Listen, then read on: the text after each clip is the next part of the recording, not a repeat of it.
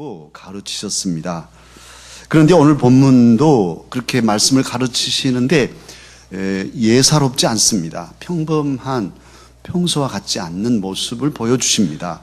낮에는 성전에서 말씀을 가르치고 밤에는 감람산에서 주무십니다. 또 거기서 기도하시고 그러셨겠죠. 집에 들어가시지 않습니다. 지금 예수님께서는 십자가에 달리시기 위해서 예루살렘에 입성하셨고 이 본문의 말씀은 화요일 되어진 일입니다. 말씀을 보면 속도가 빨라진 느낌입니다. 내용도 예사롭지 않습니다. 평범한 말씀이 아니고 이제 세상의 끝이 왔다고 말씀하고 있습니다. 종말론적인 긴장감이 맴돌고 있습니다. 이 말씀을 당시의 제자들과 또 하나님의 사람들에게 그리고 오늘 우리 강서 가족들에게 주님은 말씀하고 계십니다. 주님께서 하신 말씀은 어떤 말씀인가요? 첫 번째로 주님이 하신 말씀은 끝나는 역사를 말씀하십니다. 끝이 있다고 말씀하셔요. 하나님의 성 예루살렘은 성전이 있는 곳이죠. 온 세계 가운데 오직 한 곳 예루살렘에만 하나님을 위한 성전이 있었습니다. 사람들은 생각했습니다. 하나님의 임재의 초소인 성전이 있는 예루살렘은 멸망하지 않을 것이다. 이 성은 영원한 성이다. 이렇게 생각들을 했습니다. 그런데 오늘 주님은 말씀합니다. 예루살렘 성을 군대가 에워쌀 것이다. 읽지는 않았는데 21장 6절에 보면 이 성전에 돌 하나 위에 돌 하나도 남지 않고 다 파괴될 것이다. 그날이 온다. 이렇게 말씀하셨습니다. 22절에 보면 이 날을 가리켜 징벌의 날이라 이렇게 명명하시고 23절에서는 화가 있는 날 그리고 큰 환난과 진노의 날이라고 말씀하십니다. 24절에서는 사람들이 죽임을 당하고 사로잡혀가고 하나님을 믿지 않는 우상을 숭배하는 이방인들에 의해서 짓밟힘을 당할 것을 말씀하십니다. 25절 오늘 본문에 읽은 말씀인데요. 민족들이 환난 중에 곤고할 것이라고 하십니다. 바다가 큰 소리를 내며 쓰나미를 일으키고 사람들이 죽어 자빠지는 이런 일들이 있을 것이다. 26절에는 사람들이 무서워서 기절하고 하늘의 권능이 흔들릴 것이라고 말씀합니다. 이렇게 예루살렘이 멸망한다는 거예요. 그리고 사실상 역사적으로는 AD 70년에 티투스 로마의 장군에 의해서 예루살렘이 파괴되고 사람들은 다 잡혀가서 사실 로마의 콜로세움은 그때 사로잡혀간 유태인들이 건설했다고 하죠. 예루살렘의 멸망을 예언하시지만 이 예언은 이중적인 시제를 가지고 또한 오고 오는 세대 우리들에게도 말씀이 임하여서 이제 세상의 끝, 정말 큰 끝에 말이 올 것을 주님은 예언하신 것이죠. 역사의 대종말이 오고 있다는 것입니다. 사실 언제 올지는 모르지만 이 세상에 끝이 있겠죠. 그 태말이 있다고 주님은 말씀하시는데 우리들에게는 오늘 우리들에게는 가까이 내 삶에도 이 태말이 오고 있어요. 사실 내 삶 속에 또 우리의 생활 속에 우리 주변에 그런 징벌의 날 태말이 있는 것이죠. 건강하던 사람들이 자기 마음대로 먹고 마시고 건강관리를 잘 못하면 몸에 깊은 병이 올 수 있습니다. 그런 질고를 겪고 있는 사람들도 많습니다. 사랑하는 사람 그리고 사랑해야 할 사람들을 사랑하지 못하고 그 좋은 시간들을 다 잃어버리고 관계들이 얽히고 또 깨지고 상처투성이인 그런 사람들도 많습니다. 마약과 도박과 폭행과 폭력 각종 사건 사고들이 우리 주변에 부지기수로 많습니다. 전쟁과 테러가 지구촌을 흔들고 있습니다. 몸살을 앓게 하고 있습니다. 사실 사람들의 행태를 보면 우리도 바로 못 사는 게 많지만 주변에 사람들 이렇게 돌아가는 모습들 또는 뉴스들을 접하면 말세다 이런 말이 나오게 돼 있어요. 제가 아는 어떤 아주 분의 그 어르신은 증조 할아버지께서 당신이 어렸을 때 늘 말씀하시게 두 가지인데, 하나님을 모르던 그분 어르신이었지만 감 하나라도 무슨 딸기 하나라도 얻으시면 하나님 감사합니다 이렇게 드셨대요. 선비신데 그 증조 할아버지께서 손부가 상을 차려오면은 하나님 감사합니다 하고 이렇게 식사를 드셨대요, 그 어르신이. 그런데 그분이 또 하나 늘 하신 말씀이 있는데, 세상이 말세다. 세상이 참 말세다. 세상을 바라보시며 그러셨다는 거예요. 그런데 사실 우리가 돌아보지만 세상이 말세입니다. 말세. 윤리와 도덕은 사라지고 무슨 막 정글의 짐승들처럼 서로 죽이고 짓밟고 빼앗고 이렇게 살아가고 있지 않습니까? 환경 오염은 또 어떠합니까? 물이 필요한 곳에는 물이 없어가지고 비가 내리지 않아서 초목이 다 시들고 짐승들이 목말라 죽고, 사람도 아침에 일찍 가서 하루 종일 갔다 와야 물 한 동이 그렇게 길러 올 수 있는 이런 삶을 오늘 또 살아가고 있는 척박한 환경에 내몰린 사람들이 많습니다. 또 물이 너무 많아가지고 홍수가 나서 물에 떠내려가고 살림살이 다 잃어버리고 이런 사람들이 또 이 지구촌에 많습니다. 우리는 어떻습니까? 우리도 얼마 전에 가뭄을 겪었습니다만 우리도 환경의 오염을 직접적으로 받고 있어요. 우리나라의 국민 생선 명태 말입니다. 명태가 지금 금태가 됐다 하지 않습니까? 2008년으로 우리 국내 명태 생산은 제로를 선언했어요. 없어요, 국내산은 한 마리도. 그래서 강원도에서 무슨 대학에서는 명태 복원 작업에 들어가서 생명태를 50만 원 주고 사가지고 알을 부화시켜서 해보려고 하는데 첫 번째 실패하고 지금 조금 기르고 있다 합니다. 명태가 얼마나 흔했던지 개가 물어가도 명태는 그냥 내버려 두는 이런 것이 명태인데 이제는 금태가 됐어요. 이게 환경 때문입니다.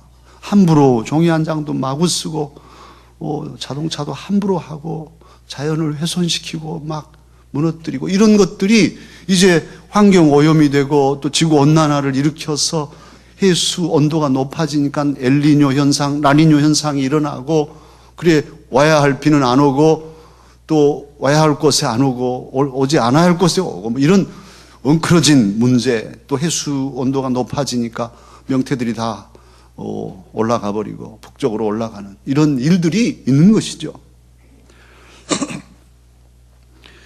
또 오늘 본문에 민족들이 권고하다 하는데요, 바삐 아침부터 일찍이 서두는 우리들이지만 어떻습니까? 아니 6시 반에 가도 차가 막 막히는, 6시에 가면 괜찮은데 6시 반에 출발하면 어려워지는 이런 서울 생활 열심히 살아갑니다. 그런데 동동동 발발발 하고 살아가는데, 그래서 물질적인 풍요는 누리는데 행복하냐 물으면 행복하지 않다 합니다. OECD 국가 중에 우리 대한민국 사람들의 행복도가 최하위입니다. 행복하지 않아요. 그런데도 계속 쳇바퀴 돌듯 더 빨리 더 많이 하고 있는 거죠. 어떻게 하려고요? 몸도 지치고 마음도 지치고 영혼까지 지친 삶을, 곤고한 삶을 살아가고 있습니다. 사람들이 쓰러지고 기절합니다. 총체적인 재난입니다. 종국을 향해서 치달리는 상황입니다. 말세이죠. 오늘 주님은 이런 말씀을 우리에게 하고 계시는데, 그러면 사랑하는 강서가족 여러분, 주님께서 이 말씀을 하신 까닭은 우리로, 자 이러니까 너희들 다 절망하고 주저앉아서 탄식해라, 그렇게 살다 죽어라, 이런 말씀인가요? 저주와 형벌과 환난 속에 너희들 망할 것이다만 말씀하시는가요? 그렇지 않습니다. 우리 주님이 이 말씀을 하신 까닭은 오히려 다른 데 있습니다.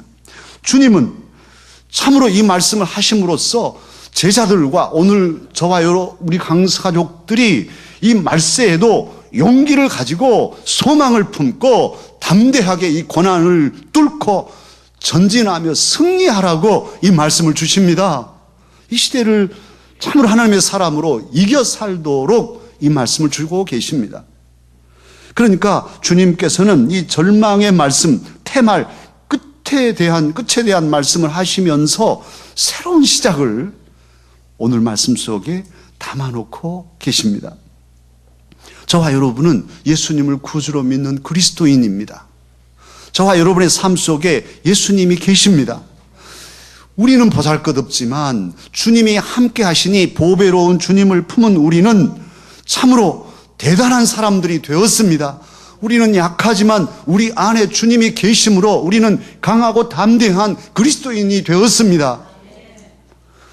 참으로 보호하신 주님을 질그릇에 담았으니 좌우로 우겨쌈을 당하여도 망하지 않을 것입니다. 쓰러져도 아주 망하지 않을 것입니다. 슬픔과 고통이 우리에게 있습니다만은 주님이 계시니까 이겨낼 수 있습니다. 우리는 종말을 두려워하지 않죠. 왜냐하면 우리에게 주님이 계시니까, 죽음도 이기신 주님이 계시니까. 슬픔이 있습니다. 실패가 있습니다. 우리도 실패합니다. 우리도 좌절할 일을 당합니다. 그러나 우리는 물러서지 않고 절망하지 않습니다. 왜요? 주님이 우리와 함께 하시기 때문입니다. 처음이요 나중이신 알파와 오메가 되신 그 주님이 우리에게 오늘 말씀하고 계셔요. 소망을, 희망을, 용기를 주는 말씀을 저와 여러분에게 들려주십니다. 그 말씀이 오늘 27절에 있습니다. 27절을 우리 다 같이 함께 읽으실까요? 다 같이 읽겠습니다. 그때 사람들이 인자가 구름을 타고 능력과 큰 영광으로 오는 것을 보리라. 태말에 모든 것이 다 망한다는데 놀랍게도 주님은 그 말씀 속에 인자가 온다, 메시아가 온다고 말씀하고 계셔요. 인자는 우리 주 예수 그리스도이시죠. 고난의 시간에 그 고난을 뚫고 절망의 시간에, 절망의 상황에, 그 절망의 한복판에 인자이신 예수 그리스도께서 오신다 말씀하고 계십니다.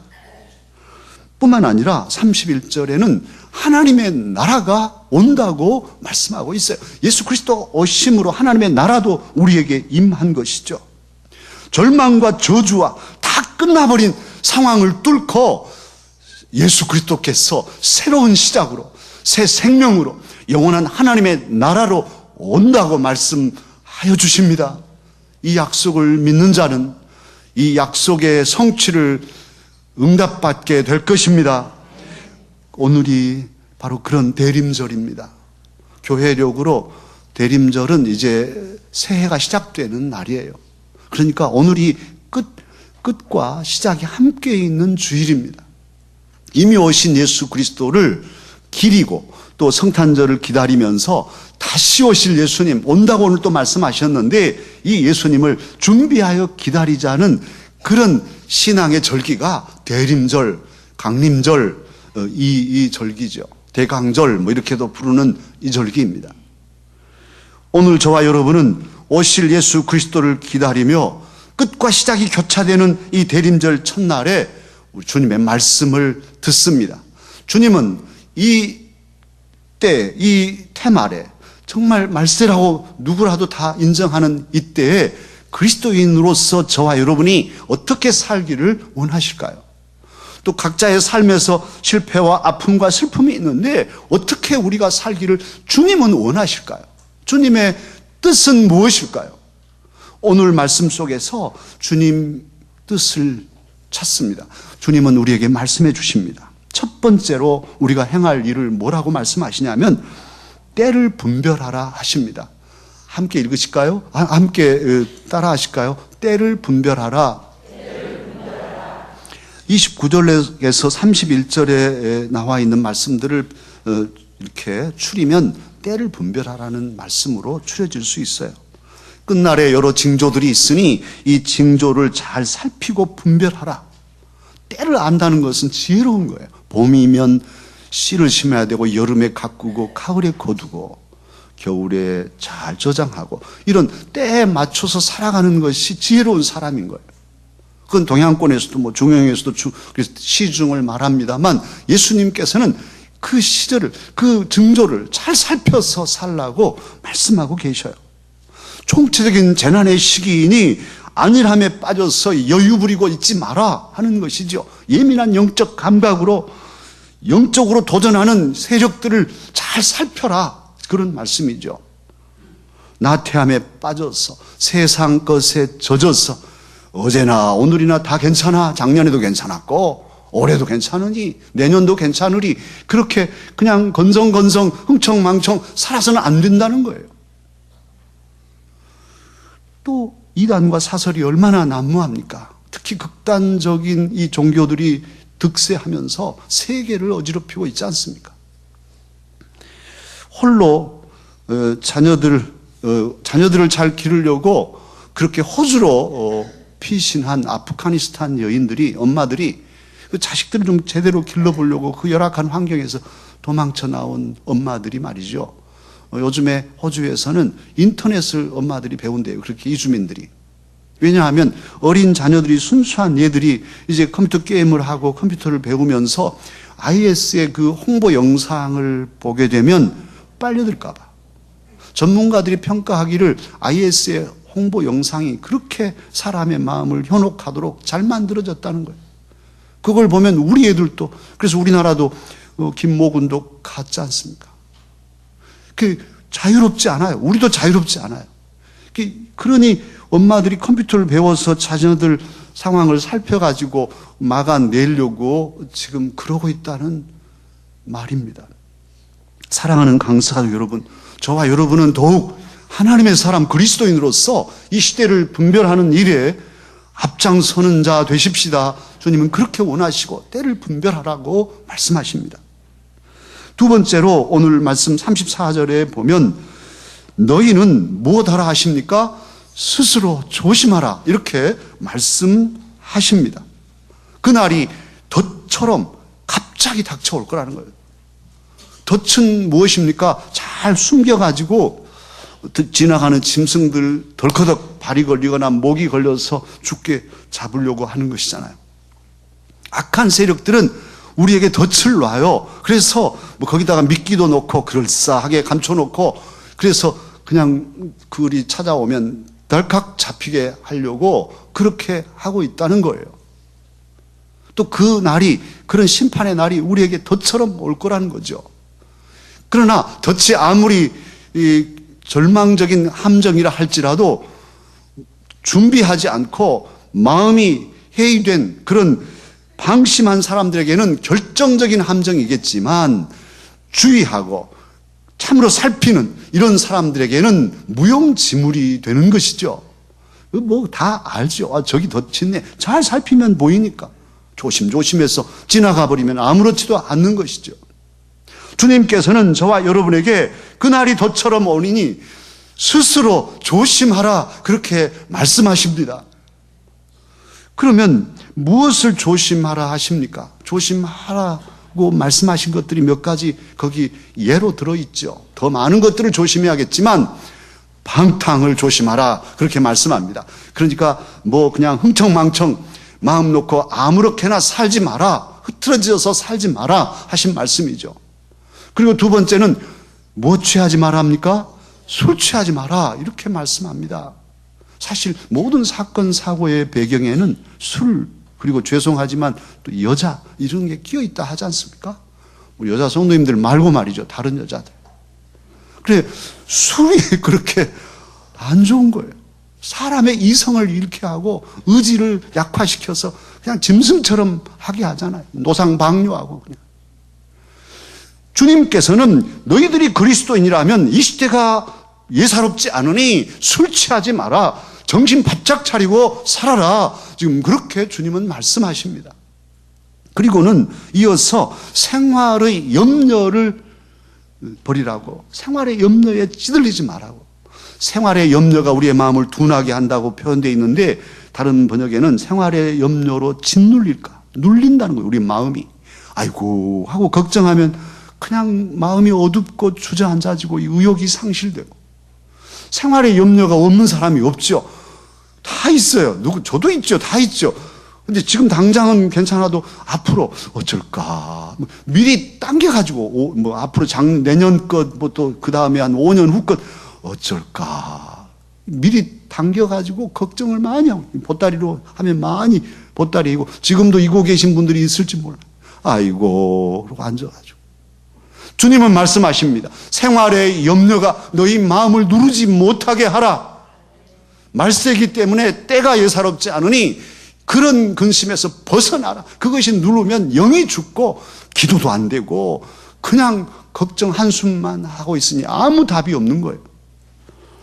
말세에 그리스도인으로서 제대로 살려면 끝날에 끝내야 할 일들이 우리에게 있는데 그 일들이 바로 이 방탕함과 술 취함 그리고 생활의 염려 이런 것들을 버리라고 주님은 말씀하십니다. 그래서 준비해서 다시 오시는 주님을 맞으라 그런 것이죠. 그냥 아무렇게나 살다가 깜짝 놀래가지고 허둥지둥 주님을 맞이하는 사람들이 아니라 잘 준비하고 주님이 오시면 예를 갖춰서 주님 제가요 주님 오시기를 고대하며 잘 준비하고 살았습니다. 주님 어서 오시옵소서. 이렇게 예를 갖춰 맞이할 수 있는 성숙한 그리스도인이 되라고 주님은 오늘 저와 여러분에게 이 말씀을 주십니다. 그리고 세 번째로 주님께서 뭘 말씀하시냐면 28절에 일어나 머리를 들라고 하십니다. 들어서 오시는 주님을 바라보고 세상의 징조를 바라보라 그런 말씀도 되죠. 그러면서 36절에는 깨어 기도하라. 기도하고 깨어 있으라. 이렇게 말씀하고 있어요. 그러니까 이 두 가지를 함께 묶어서 우리가 생각해야 하겠습니다. 일어나 머리를 들고 주님을 바라볼 때 주의 약속이 생각나고 주님의 이미 하셨던 그런 말씀들이 생각나지 않겠어요? 늘 주님을 바라보는 삶, 아직 오시지 않지만 늘 주님을 생각하는 삶은 주의 말씀 중심으로 살아가는 삶이라 할 수 있어요. 오늘 33절에 보면 주님께서는 천지는 없어지겠으나 내 말은 없어지지 아니하리라고 하셨는데 그 말씀의 터에 견고히 서서 늘 주님을 의식하고 의지하고 바라보고 이 시대를 분별하면서 말씀 중심으로 살아가는 삶이라야 제대로 살아갈 수가 있습니다. 열심히 달린다고 제대로 사는 게 아니에요. 살 길을 달려야지 걸어갈 길을 걸어가야 사는 것이고 생명길을 걸어가야 영원히 사는 것이지요. 죽음 길을 가면 죽는 거예요. 넓은 길 아무리 열심히 달려도 살지 못해요. 그 길은 죽음이라고 말씀하시잖아요. 엊그제 26일 저녁에 부산 시내 한 아파트 단지에는 멧돼지가 11마리나 나타났대요. 새끼 멧돼지 7마리에 어미 돼지들하고 해서 11마리가 막 달렸어요. 아마 뉴스 보신 분들은 봤겠죠. 가덕도에서 아마 온 것으로 추정되는데 이것들이 그 바다를 겨울바다를 헤엄쳐가지고 살겠다고 상륙한 게 부산 상륙작전에 부산 시내로 들어온 거예요. 그래가지고 다름질은 또 어떻게 잘하든지 막 쫙 열심히 달렸는데 4시간 만에 전 가족 몰살 당했어요. 총 맞아 죽었어 다. 사람이면 어땠을까요? 살라고 누가 결정했을까요? 우리 바다를 건너자. 저 앞에는 불빛이 환하다. 먹을 것이 많을 것 같다. 하고 가자 하고 누가 결정을 했으며 그 쫄쫄쫄 따라간 녀석들은 또 무엇이며 그래가지고 열심히 달려서 온 가족 몰살. 만약 우리가 그랬다면 가자 하고 가고 다 따라왔는데 다 몰살 당했다면 어떨까요? 이 가장이 그래서 중요하고 리더가 중요한 건데 이 멧돼지 가족들은 이 겨울에 다 죽었어요. 열심히 달렸는데 죽었어요. 사랑하는 강스가족 여러분, 살 길이 있고 죽을 길이 있어요. 인생의 길에도 마찬가지입니다. 우리가 열심히 산다고 다 산 건 아니란 말이에요. 살 길을 달려야 된단 말입니다. 그러기에 주님은 나는 길이다, 내가 진리다 말씀하시잖아요. 세상이 어지러울수록 정도로 하나님의 말씀을 붙잡고 살아야 돼요. 이게 멍텅구리 같아도 너 그러면 너 안 돼. 다 저러는데 너 어떻게 뭐 하나님 믿는다고 그러고 꽁생원처럼 그러고 있냐. 그래도 말씀 붙잡고 가는 것이 승리의 길입니다. 그게 비결입니다. 멍텅구리 같아도 그 길이 살 길인 거예요. 다 간다고 살 길이 아닌 거예요. 다 달린다고 그 길이 생명길이 아니란 말입니다. 주님의 말씀을 바라고 주님의 말씀을 붙잡고 주님의 말씀으로 한 걸음 한 걸음 걸어야 살 길입니다. 주의 말씀은 우리 발의 등이고 우리 길의 빛이기 때문입니다. 그뿐 아니라 오늘 36절에 말씀한 대로 기도하며 깨어 있어야 합니다. 기도가 필요한 거예요. 말씀과 기도, 이 둘은 우리 신앙의 양쪽 바퀴잖아요. 한쪽만 있으면 뱅뱅 돌아서 제자리 걸음인데 둘이 같이 있을 때 앞을 향해 나갈 수 있잖아요. 기도하고 말씀을 붙잡고 사는 것은 모든 그리스도에게 기본인 거예요. 여러분 기도가 있으십니까? 말씀 생활을 하십니까? 성경은 얼마나 보십니까? 얼마나 바라봅니까? 일어나 머리를 들고 어떻게 주님의 말씀을 사모합니까? 뿐만 아니라 어떻게 기도하고 있습니까? 우리의 삶에 기도가 없다면, 말씀이 없다면 우리는 지금 영이 죽고 있는 것이죠. 말세를 살아갈 힘을 얻지 못합니다. 기도는 마법이 아닙니다. 기도는 알라딘의 램프가 아닙니다. 그냥 문지르면 지니가 나타나서 나 좀 살려줘 하면 벙 살려주는 이게 기도가 아닙니다. 물론 우리가 하나님 앞에 구체적으로 간구할 때 우리의 문제를 해결해 주시고 우리의 필요를 채워주시죠. 그러나 기도란 그것뿐 아니라 그것만을 위해서 있는 것이 아니란 말이에요. 마법의 복덕방망이가 아닌 것이죠. 오히려 기도를 통해서 우리는 하나님 아버지의 뜻을 깨닫습니다.